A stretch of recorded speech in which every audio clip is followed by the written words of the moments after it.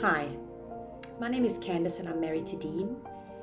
We have a beautiful 6-year-old daughter named Cassie and have been living in Mauritius since 2011. I'd just like to share a short story with you about God's provision and guidance through a bit of a difficult time this year. About 2 months ago, just after the lockdown was ended, I really felt pressed to start a business. It was not something that I'd ever considered before or really thought about in great detail, but it was something that I really felt I needed to look into.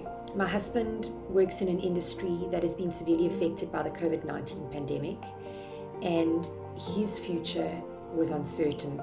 We weren't sure what was going to happen or if we'd even be able to stay in Mauritius. So one Monday at the beginning of June, I decided to look into what a permit would entail, what documentation I'd need to get, and what would be required of me. And I remember in the moment feeling very overwhelmed and stressed. There was just so much to it. I didn't think that I'd be able to get it done, or that it would even work. And I almost just threw in the towel. And then that afternoon, I went to horse riding with my daughter. It wasn't a place that I was really meant to be that day. And as I was sitting there watching my daughter's lesson, I met a lady and started chatting to her. And it turned out that she had also applied for a small business permit, that she had got it a few years ago, and it was actually not as complicated as what I thought. So I came home and I said to Dean, I'm going to give it a try. What have we got to lose? So I gave myself a deadline of a week to complete the application, and the following morning I sat down at my computer and started writing a business plan, which was one of the requirements.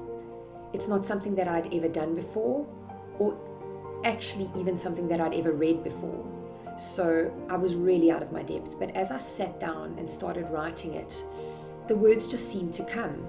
And I remember getting really excited about the business. It was coming together in my mind. The details were working themselves out. The following Monday, I managed to get the application in within my deadline. And then that Friday, my husband was retrenched. And it was a huge shock for us. We had known that it was a possibility, but we never really thought that it would happen. And a great time of uncertainty in our lives started. I remember that night I was standing at the stove cooking dinner, just praying and asking God, why has this happened? Where do we go next? What do we do next? And just feeling very stressed in the moment. And God just brought Jeremiah 29:11 to my mind, a verse that I think a lot of people are very familiar with, and something that I've heard lots of times before. But in that moment, He just put the emphasis on the word I in the verse. And He said to me, speaking right into my heart, I know the plans I have for you.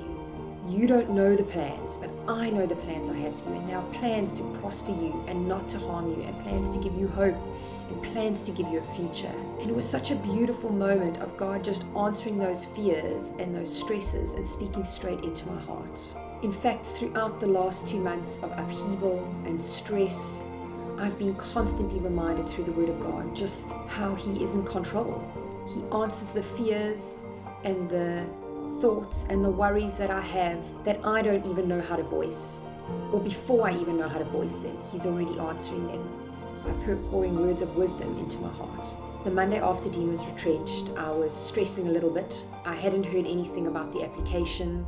I knew it was still early, but it was again just that sense of not knowing what was happening. And I was sitting at home, I was on my own, listening to some music, and God just ministered to me through a song and reminded me that He is a good, good Father, and that He loves me and He wants the best for me, and that His plans are perfect.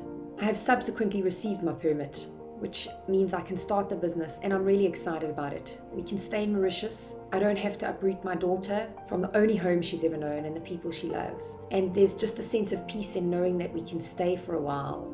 As I look back on this year, I can just see God's silver thread of guidance and provision throughout the events that have taken place. He's just been in control the whole time. He's been guiding us. He's been leading us. One of the things I only understand now is how God protected us early in this year from losing a lot of money. In March, we had put an offer on an apartment, and we're ready to pay the 10% non-refundable deposit to the notary. We had all our ducks in a row, we had bond approval, and we were waiting on the seller. There were quite a few delays. She lived in South Africa. She couldn't find the title deed. Then she was battling to find somebody to give power of attorney to. And we were getting a bit frustrated in the moment, trying to work out why it was taking so long. We were ready. We wanted to get going with it.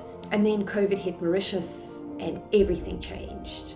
we managed to, in time, pull out of the deal. If we had paid that money, we would have lost that money. In that moment, we were so frustrated about the delays, about why it was taking so long, but I can see now God's hand in the entire situation. I think through this entire time and everything that's happened, there's been two huge things that God has taught me. The first thing is that God is so much bigger than our problems. He's so much bigger than what we're going through. And the second thing that I've learned is that nothing ever surprises God. We might feel like the rug has been pulled out from under us, but God is never surprised. He's always 10 steps, even 100 steps ahead of us, paving the way and showing us where we need to go next and what we need to do next. If you're in a place of uncertainty in your life, if you're in a place where you don't know what's happening next, perhaps you've also lost a job, perhaps it's your health, I'm not sure, perhaps it's family problems. I just want to encourage you in that moment that God knows, that He understands, and that He's gone ahead of you.